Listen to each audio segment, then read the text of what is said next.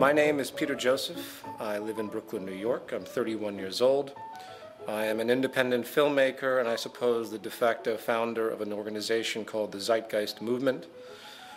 As far as my background, I was born to what I consider to be a middle-class family. My father is now a retired postal employee and my mother is a retired Child Protective Services employee. In fact, a lot of my social dispositions on society, I think, might come from the experiences I had listening to the stories coming from my mother.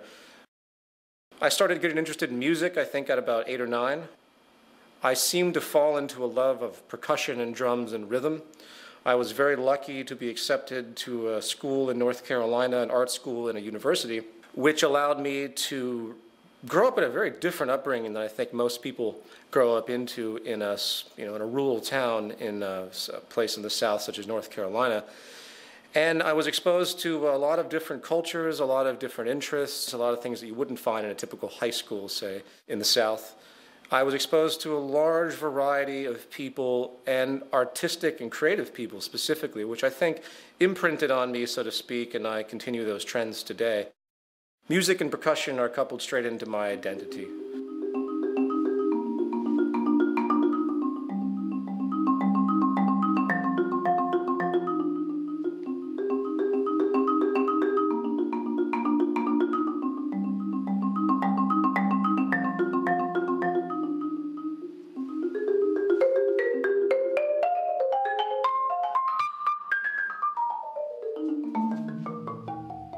People say to me, well, you work with this social organization, but yet you're just a musician, just a musician. There's the credentialism tendency that comes up a lot with anyone that talks about the issues that we talk about in the movement or that have been talked about in the films.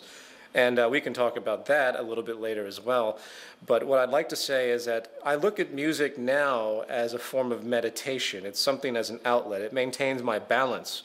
So I continue to practice in a very personal sense. It's not that I go out and perform that much anymore. I don't have time to anymore. After my second year of college, I dropped out, realizing that the debt that I was accruing was absolutely not worth it.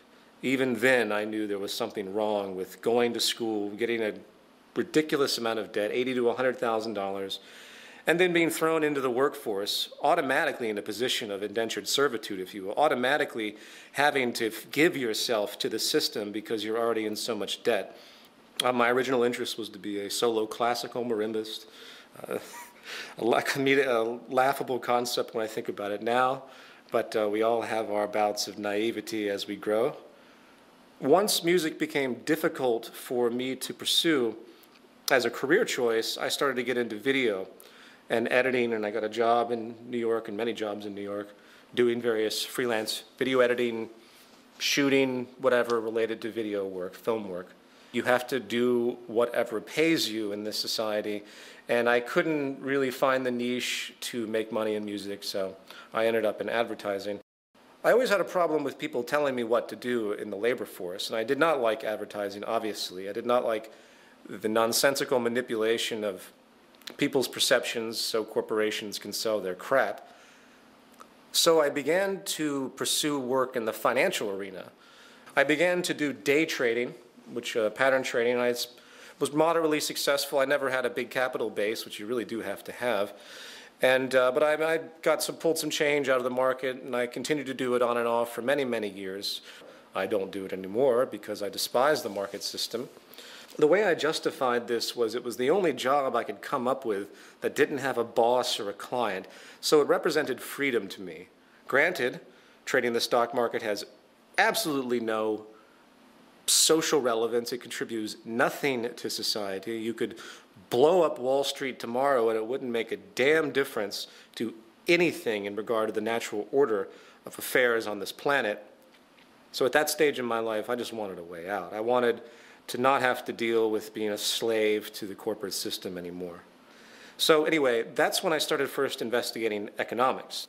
And I'm sure you have other questions about that, so I'll stop there. Zeitgeist began as a public performance, an attempt at a vaudevillian concept. What I did was I set up 2 screens, and I had a huge percussion set up in the middle, where I performed, with the videos that were on the two screens. Some of the equipment you see here was used. I've actually sold off most of my equipment, but regardless, I think I have some photographs I can give you. There's only a few that actually were captured, believe it or not, of the original event. I wish I had documented the original event because people keep asking me about it. But nevertheless, it started off as a creative work, a variation on the early vaudevillian concept, film and live music, live performance. And once it was over, you know, it was a free event. I did it for 6 nights, I believe. And people came. I advertised it like crazy. I spent thousands and thousands of dollars. I did it mainly because I had been stuck in the corporate reality, and I just wanted to do something for myself to make myself feel better about a world that's going to shit, essentially, a world that's being dominated by finance, a world that's sick and distorted through religious processes, financial oligarchs. It was just an expression. It was, in fact, a very angry but solemn expression. I never expected it to turn out to be what it was at all. After it was over, I just found myself in a little bit more debt. And I took the work, which, by the way, I had no clearance for. I didn't clear any of the aspects with it. But since the internet is what it is, tossed it up online to see what would happen. Maybe some people would like it. They download it. I get some feedback, whatever. What happened completely blew my mind. I posted it on one website, and from there a chain reaction occurred, and it's pretty much all history from that point on. I couldn't even tell you how it unfolded. All I know is that I got wind of the fact that it was getting a tremendous amount of hits and talked about a lot, so I built a website for it, zeitgeistmovie.com, and I just had it up there for free. Then I realized that people wanted it on DVD. I'm like, okay, well, I guess I should try to do that. So I was forced into a very difficult position of getting clearance from all the participants involved, which was very difficult, by the way, because everyone saw dollar signs because it's an internet film that's getting millions of views. So I had to pay out a lot of money to a set number of people to get it going. But there were also people that were just happy to see this information get out there and didn't have any problems with me doing what I call a non-commercial distribution, a $5 DVD for it to be released in some capacity. From there, I got an email from an organization called the Artivist Film Festival, and to my amazement, they wanted to show the film in their festival, which was a packed audience, sold-out audience. At this stage, it was still utterly bewildering to me. This was the same organization, of course, that showed Zeitgeist Addendum the next year. In a world where media is often used to keep us a little dumbed down more than anything else, as far as my opinion is concerned,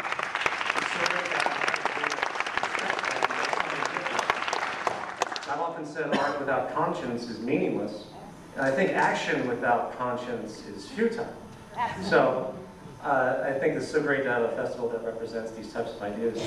As far as the film itself, I guess all I can really say is that the whole point of the film is for people to start looking at the very fundamental root causes of all of these problems that we see in society. So that's a general rundown of what happened. The Zeitgeist movement was a very difficult decision for me. I could have just made Zeitgeist Addendum like other socially conscious filmmakers do, in the sense that I could have just said, oh, well, here's a bunch of stuff, here's a bunch of problems, hey, here's some possible solutions, take what you will with it, and just roll with it and see what happens. I really was on the fence about putting, at the very end, join the movement, www.thezeitgeistmovement.com. And 6, join the movement. Go to thezeitgeistmovement.com and help us create the largest mass movement for social change the world has ever seen. I knew that the moment that it became something more than just a film phenomenon, that my life would likely change dramatically, which it has.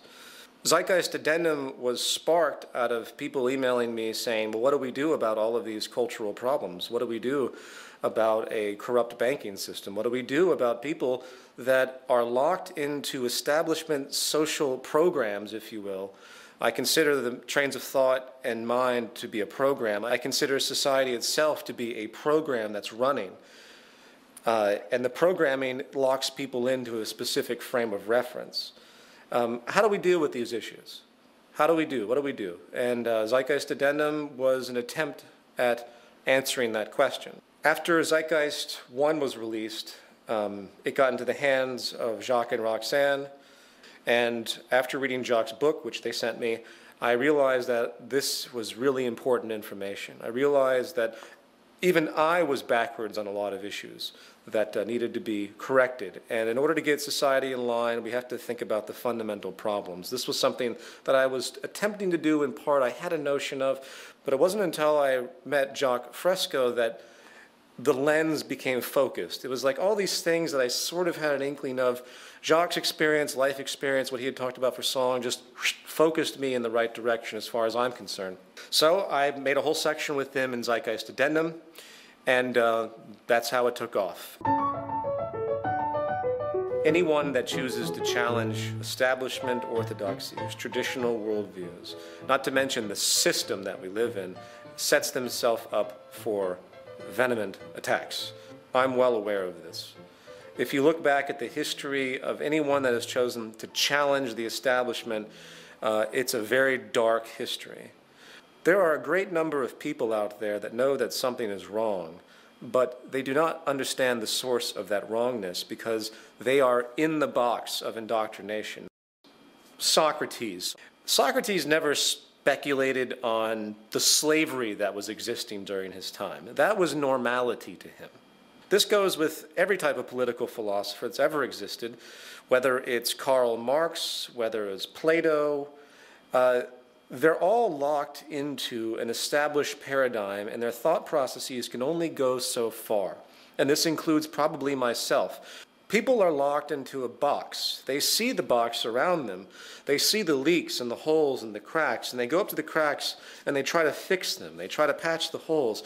But they don't stop to think that maybe there's something wrong with the box itself. Maybe the integrity of the box that they exist in is inherently invalid. It's inherently void. The economic system that we live in is a parasitic paradigm that is only going to lead to self-destruction. But people don't see that. So if you attack the economic system for what it actually is, everyone's feathers go up. Everyone says, well, wait a minute, this is the world we all live. We live in a profit-based, labor-for-income world, cyclical consumption. This is what we're used to. We understand we have division of classes. You know, they throw in human nature. They throw in everything that will try to make it seem like it's a part of the natural order of reality when it in fact is not. If I was to summarize the attacks that typically happen towards myself and the people I work with, the first one would be credentialism. Credentialism is an annotation for the priesthood of those in the know. Now, bear in mind, this is a gradient of relevance. Obviously, I'm not going to go to a doctor, if I can help it, that has absolutely no credentials in the surgery that I might need performed.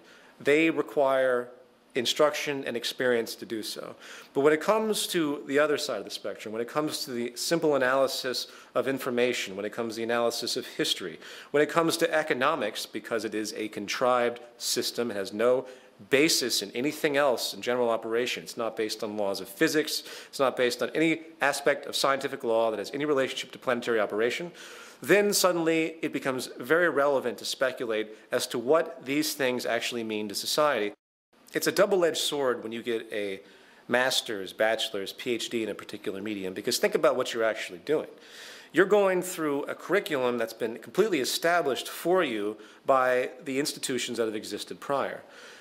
When it comes to social things that have a great deal of subjective variance, you lose objectivity in that sense because you're literally indoctrinated into the beliefs that are presented. To get a degree at economics, which is probably the most wasteful thing you could possibly do, is to be completely indoctrinated into the idea that what you're studying is actually a science and actually has some type of relevance to anything. So when I get emails from PhDs in economics that try to debunk the aspects that we talk about, it becomes quite clear to me that the reason they have such an objection is really an emotional one. It isn't an objective aspect. They have culminated an identity to themselves because of their belief system, and for me to take that away from them, to debunk their ideas about economics, is to take away their identity. It's easy to point out that some of the greatest minds that have contributed some of the most powerful inventions to our world have come from non-establishment institutions, have worked on their own. They've done their own study. They've guided their own direction of information. They didn't just sit in a classroom and take in the rote information, do the step-by-step processes as oriented by the establishment, and then grab their diploma and degree, and hey, now I'm an expert in a given field. The most tremendous minds, the most tremendous contributions comes from those that are outside of the box. I don't even need to give examples of that to make that known. So back to my point, when it comes to social theory, if you will, credentialism I give zero weight to. Academia is a detriment to advancing social progress. Another form of attack simply comes from the cultural nuance, comes from the social programming, what we call the self-appointed guardians of the status quo. People that are suffering in the system just like anyone else, but their social identification is so powerful, they are so locked into the box, that they find it infuriating to think that what they're living is actually wrong, paradoxically. I get this all the time from people. The self-appointed guardians of the status quo are birthed in religion, birthed in economics, birthed in the illusion of democracy that we see today across the world, birthed in the various isms that are entirely pointless: capitalism, communism, fascism, socialism. You have the priesthood of the monetary system, the capitalists, if you will. You can give it that rhetoric. I don't use that word. It's meaningless. The monetaryism is the word I use. The pretense for acquisition of money is based on differential advantage, which is based on dishonesty, period. Then you have the priesthood of religious concepts, religious identification, and the idea that somehow we know everything already and there's a God, and he's looking down on us, controlling everything. I won't even go into the paradoxes that come from that extremely narrow notion. So in other words, the biggest crutch to the evolution of human thought is breaking your own indoctrination.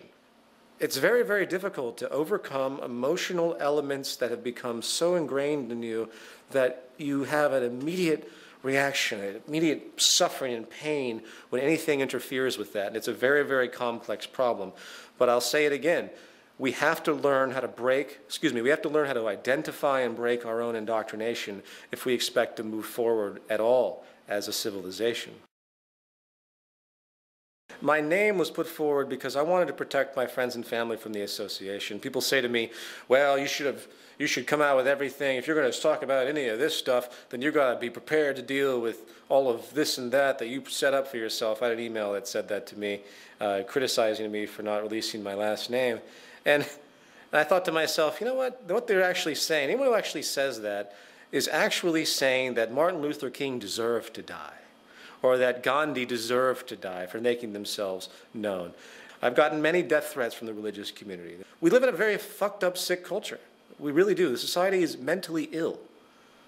To be normal is to be messed up in this culture. So my name, Peter Joseph, at what point does my identity become absolutely transparent? Should I give people my social security number? Should I give them my tax returns?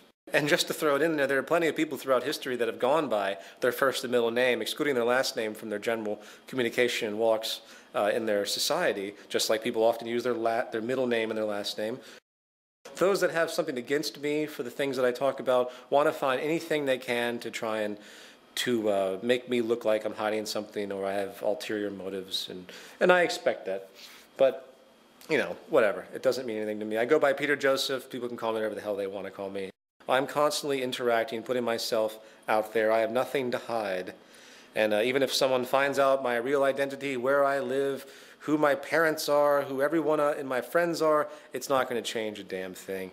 The unfortunate reality is that I am given a controversial title, and people do have a lot of problems with me of a more traditional-minded upbringing. And I don't like to see other people suffer because of what I do. But most of my friends and family are very much aware, and they accept this. So this is something that I just deal with.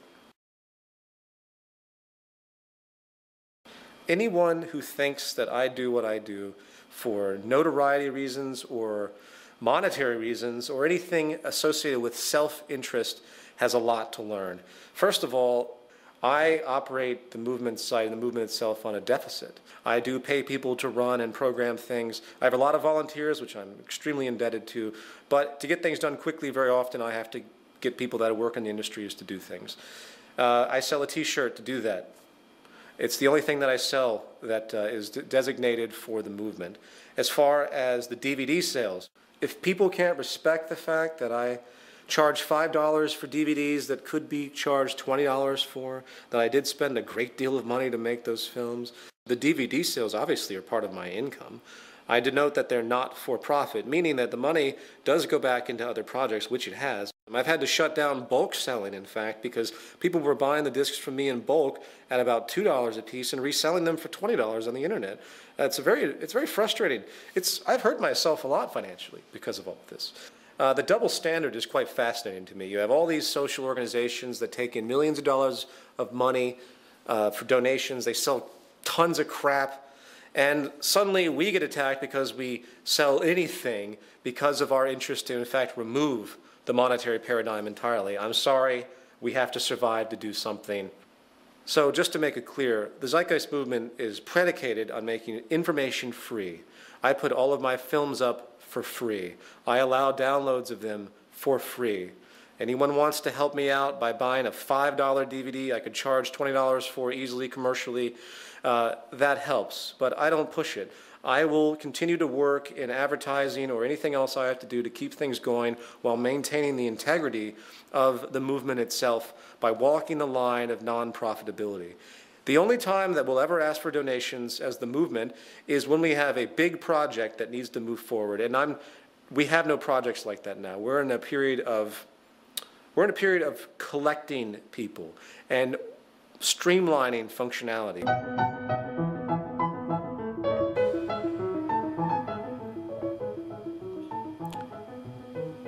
If you read economics, they present it as though it's a science. I've read through much of the curriculum of what bachelor's and master's degree Harvard University students would read for their degrees in economics. Economics is not a science. It's an invention. It's a contrivance. It's funny, you look at economics books and they have graphs and charts and they make complex novel equations. It's all contrived. It doesn't have any relationship to the natural order of things. It is based upon a folk way of orienting production and distribution, and we've established this massive structure that makes it seem valid. There's really nothing anyone needs to know about economics than the fact that the entire global economic system is based upon people constantly consuming, irregardless of the state of affairs and natural orders of energy, planetary materials, and anything else. It is blind, narrow consumption with absolutely no regard for the environment. We have to recognize that we're all scientists. And we all have to start thinking about things in a scientific manner, which most of us do to a certain extent. Even the most religiously minded individuals use science all the time when they evaluate buying a car, when they evaluate their general life. They use these things constantly. We all do. We're all scientists. That is the discovery, the epiphany that needs to come out. Science is not a cold, heartless thing. It is what has given us everything that comprises our well-being. Now, you can argue philosophy. As far as I'm concerned, any form of philosophy, any form of notions of morality are absolutely meaningless unless they are sprouted from the natural world using what I would consider to be analysis known as the scientific method. I am nothing but bored to tears by philosophical dispositions and verbal hobbies that do absolutely nothing. Religion is a verbal hobby. One of the age-old scams of the establishment is to hand religion to the populace so they feel like there's something positive waiting for them as they suffer because of this perpetual, constant oligarchical evolution that has emerged since, I believe, the hunter-gatherer society. When we culminated agriculture, we altered everything. We created social stratification. We began to control the environment. Before the Neolithic Revolution, it's been well documented by anthropologists that there was a natural balance to the planet. Population was in balance because we could only do what the earth provided for us naturally. Once we started to control the planet through agriculture, and now through many different means, we began to create disimbalance. We began to create uneven supplies. We began to generate scarcity deliberately for the sake of self-preservation and profit. So as society became more and more imbalanced, as the concept of property emerged, as the great pirates started to travel the oceans, bringing back goods to different continents, to different kingdoms, creating power structures of resources, certain tools were used to control humanity, to keep those that were not deserving the right of life or deserving the fruits. To keep the stratification going, they were given various tools to subdue them. Religion is one of the age-old tools to subdue the masses. Now, by the way, I'm not saying that's where the origin of religion came from. That's a whole different subject if you want to talk about it, because it was covered in the first part of my film. I'm simply talking about the political usage of religion, which carries on to this day. How many times do you hear the President of the United States say, "God bless America"? What an offensive, insulting thing to say to the American people. First of all, it's offensive to every other country in the world. Why would God just bless America? God would bless the planet if we lived in a sane society, if there was a God, of course. Anyway, I won't even go on that tangent. Religion, to me, has two sides. On one side, you have the dogma, the indoctrination. You have resurrections. You have all the fantasy notions that that exist in the literary books that are there. On the other side, there's a brilliant philosophical disposition. I happen to love a lot of the things that the Jesus character had stated. I see beautiful notions in almost every major religious figure.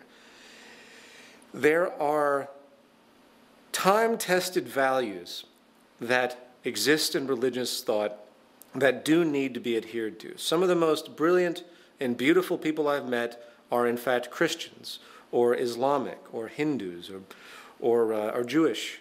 They know where to draw the line, where to stop at the fanaticism, because that's where religious danger goes to. Once you believe something dogmatically enough, where you say, Jesus existed, that's that, anyone who says otherwise is an enemy of mine, then you have some very serious neuroses to deal with. Whether Jesus existed or not doesn't mean anything.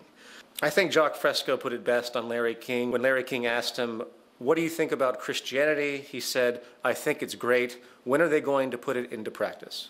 So my religious disposition is that I wish that those that have religious inclinations would really dig deep into their beliefs and ask themselves, what is it about their religion that they actually use? What is it about the reciprocation notions that you can find in all religions that you see actually materialize in most people's behavior? The golden rule and all those things which exist in all religions. I think we have a list in our PDF for the Zeitgeist Movement orientation guide.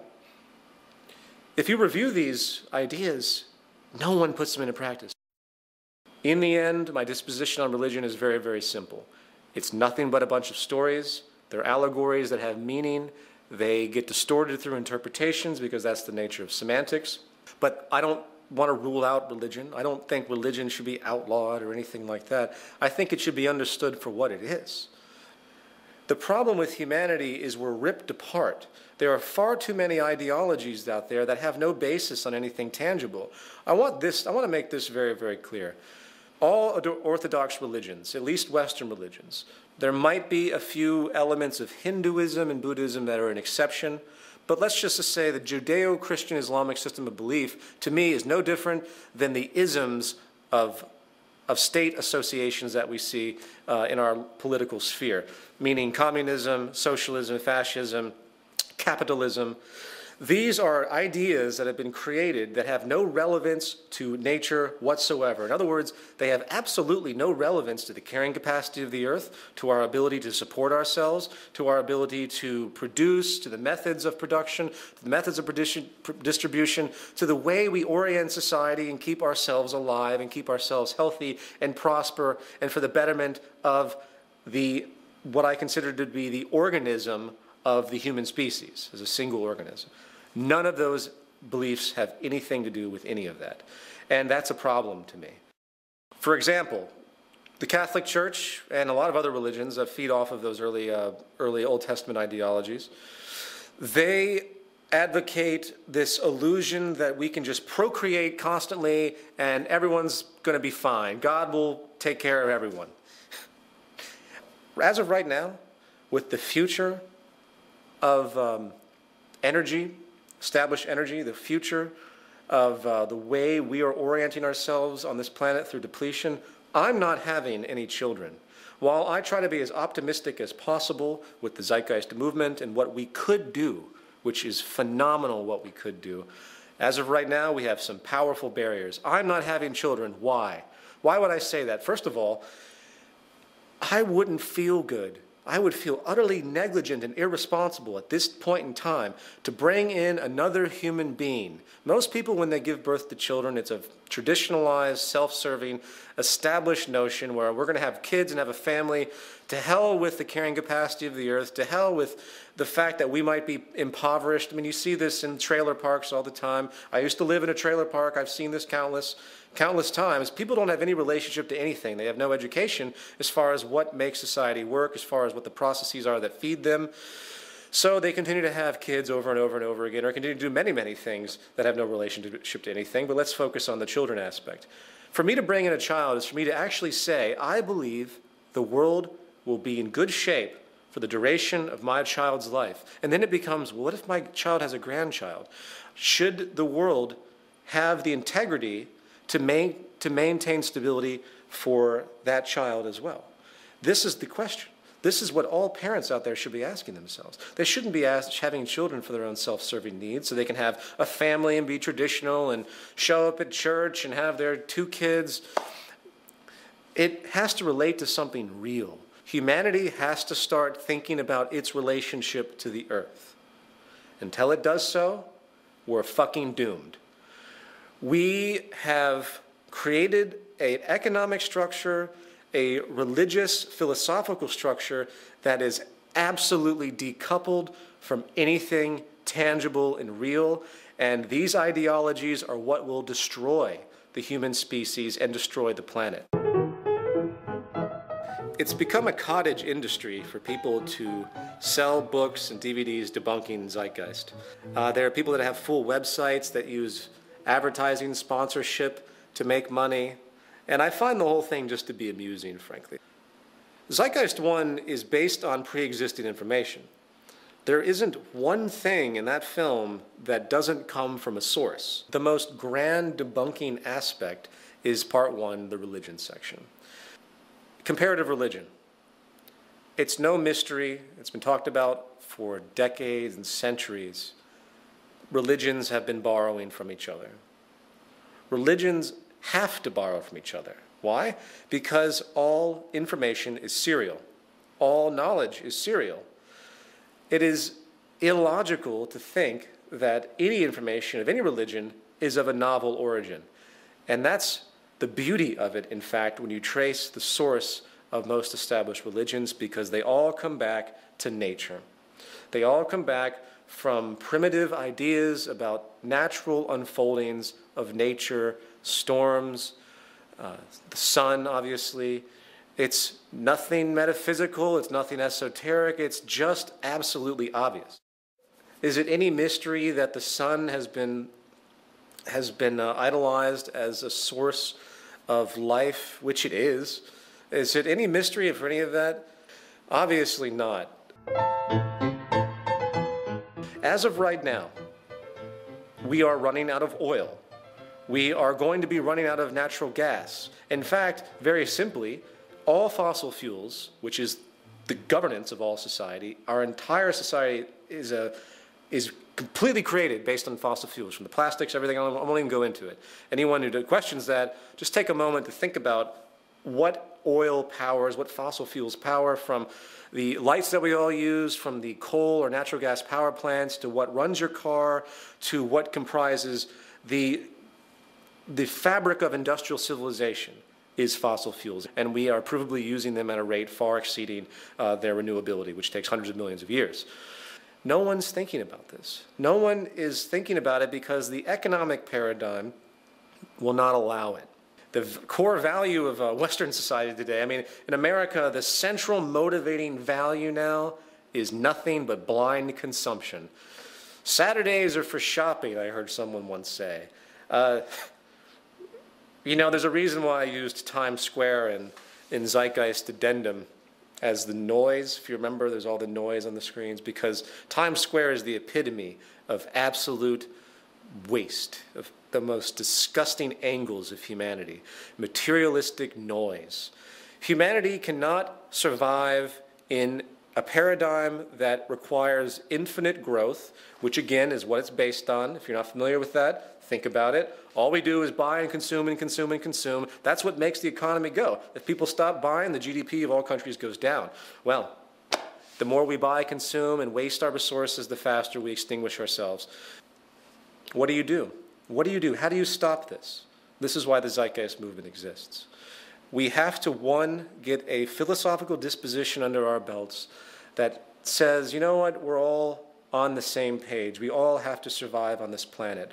We are faced with some tremendous problems, and the only way they're going to be resolved is to begin to work together. Everyone needs to shed their religious ideas. They need to shed their capitalist, socialist, fascist, communist pre-constructs. They need to shed everything that they have been taught and ask themselves one simple question: what the fuck do we need to continue our survival on this planet without horrors and wars and continuing the patterns and all the things that continue to happen? You know, the Zeitgeist movement, as has been denoted in all of our materials, is the, quote, activist arm of the Venus Project, pushing forward to what we call a resource-based economy. A resource-based economy is very, very simple. It is simply a system that is structured in a, quote, systems theory approach. To explain a systems theory approach, all I have to do is look at the planet itself. The planet is a holistic system.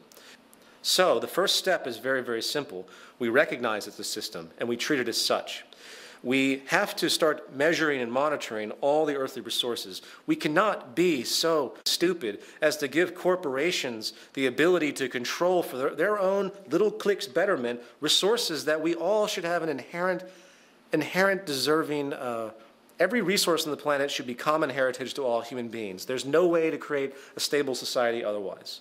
So when you're born on this planet, you inherit the planet. The planet is your home, not some plot of land that is, has the illusion of property, not some house that you think you own. There's no such thing as ownership. The idea of ownership is controlled restriction. Ownership is simply there really for those at the top to make sure no one can interfere with the fact that they control mostly everything. So we have to monitor the planet's resources. We have to begin to construct a system of production and distribution that is not based on the whims of profit. It's based on what is the most efficient means to do that. There are resources all over the planet, obviously. We have to begin to understand what we have, and we have to use science and technology to begin to orient our use of these resources in the most efficient way possible. And that's why we advocate the systems approach that we do. If you motivated our resources right now to change the face of the earth, to create a resource-based economy, we could do it very, very quickly. The problem is, again, the established orthodoxies and self-preserving mechanisms that are in place, which will be our death. The free market is what will kill everything on this planet. It's not the free market, it's actually the monetary system. Monetary acquisition and exchange through labor for income and the motivation of profit will be what destroys humanity, because all it does is pull everything in the direction of those that have the most power. Right now, we are faced with an ecological collapse, an energy collapse specifically. We're faced with an economic collapse, which is very much tied into the energy collapse. We're faced with a labor collapse, which of course is very much tied to the economic collapse. And we're faced with what I call the criminal meltdown. The breakdown of society is occurring. People say, well, we're going to have a recovery of the economy. The most dangerous thing that we can have right now is a recovery of the U.S. economy. The most dangerous thing that we can have right now is the use of more resources, because all it's going to do is speed up the inevitable destruction. If more people go out and buy lots of automobiles to help the economy, all that's going to do is get more fuel into the tanks taken from the resources of the planet. More gasoline is used, more energy is going to be wasted on the idea of consumption. And this is what, again, will kill us. So a resource-based economy attempts to remove all of the unsustainable practices that we have now and create a holistic system of resource management, of priority of labor. That's a big one. Think about how much time is wasted in most people's lives on jobs that do absolutely nothing. Think about how much energy is wasted by someone who works at Wall Street driving from Pennsylvania every single day from their home so they can be a trader on Wall Street, wasting energy on something that means nothing, that wastes even more electricity and energy. When you begin to think like that, when you begin to see how much energy and resources are wasted on actions that have no return whatsoever, except the self-interest and consumeristic monetary values of particular individuals, but return nothing to society. Think about how beautiful society would be when we start to educate people on natural processes of the environment, on science and technology, and resource conservation. And when people engage society in a professional level, if you will, they do so on things that actually matter. That will be cataclysmic. That will be unbelievable to see people doing stuff that actually has a relevance. That will enable them to have so much more freedom, too. To put it in a gestural sense, the way I see human survival and the human self-interest mechanism, which does exist, but it's accelerated by our system, is making a psychological trick to what it means to be self-serving. Social interest needs to become self-interest. In other words, when I invent something, that is given to everyone for them to improve upon and to utilize.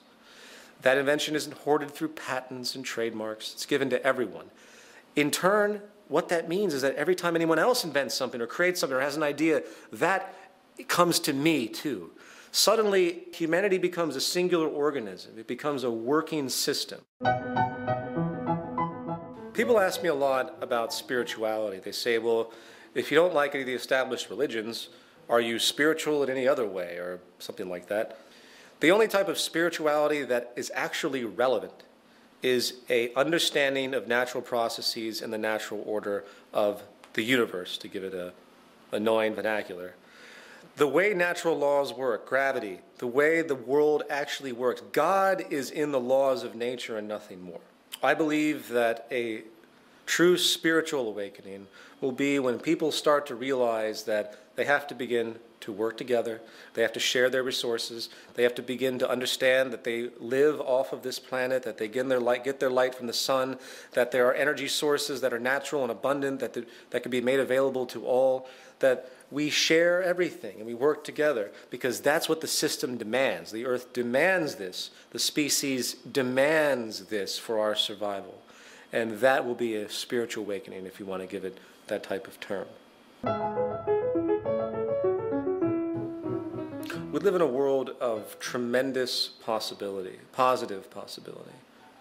However, all indicators point to what I consider to be self-destruction, given our current established economic and ideological structures.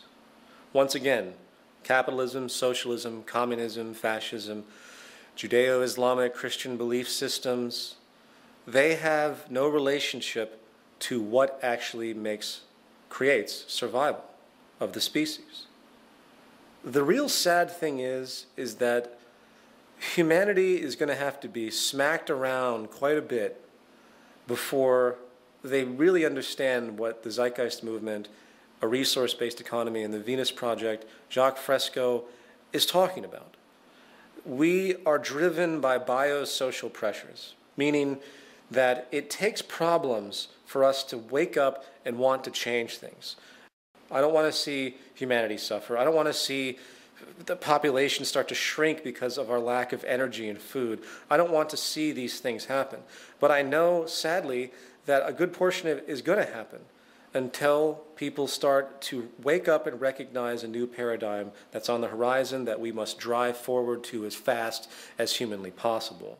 All you have to do is look at the current economic implosion. The U.S. government's in $12 trillion worth of debt. It becomes comical after a while. What's going to happen when the U.S. government hits 20 trillion, 30 trillion? I mean, once the U.S. government can't pay its interest on all the bonds that have been sold overseas and all of the outstanding debt that it has, then we're theoretically bankrupt. What do you think is going to happen when China can't get its money from the United States? What do you think is going to happen when the United States, because we use 25% of the world's energy, starts to run out of oil in Iraq and starts to invade other Middle Eastern countries, which we'll probably do beforehand, but starts to do that? And China, of course, who gets oil from Iran, says, you know what, I think we're going to have to stop you guys from taking Iran's oil because we need that too, and you owe us a lot of money. It's kind of pissing us off. Do you think war between these superpowers might be possible? I think World War III could be very, very possible, and this war will be for real. This will not be a contrivance war like World War I and World War II, based on geopolitical realigning and various resource grabs. This will be a war for survival of different countries. And I hope that doesn't happen. I sincerely hope all of these things I talk about are erroneous and false, but all you have to do is look at the trends.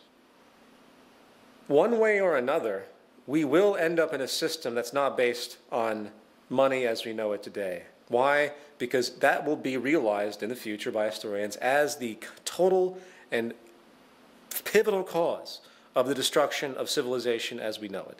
That will be understood in the future. Historians will look back and say, holy shit, they were making materials, selling them for corporation profit, over and over and over and over again with absolutely no reference to what the planet had and recycling protocols and everything else. They were burning fossil fuels at 1,000,000 times the rate of their actual renewability. They're going to laugh at us, wondering what the hell kind of primitive, dumbass species we actually were, if we even survived to reach that point. So I hate to sound condescending and negative. I hate to throw out all this rhetoric, but I'm fairly irritated at this point, and I try not to be. I just want to make it understood that the entire system that we live in is a sham. It's a false system, falsivity defined by the fact that it cannot be sustained. It's that simple. And we propose a resource-based economy. I hope everyone watching this film will go to www.thezeitgeistmovement.com and understand what we're doing. I hope everyone out there will understand that either we change or we die.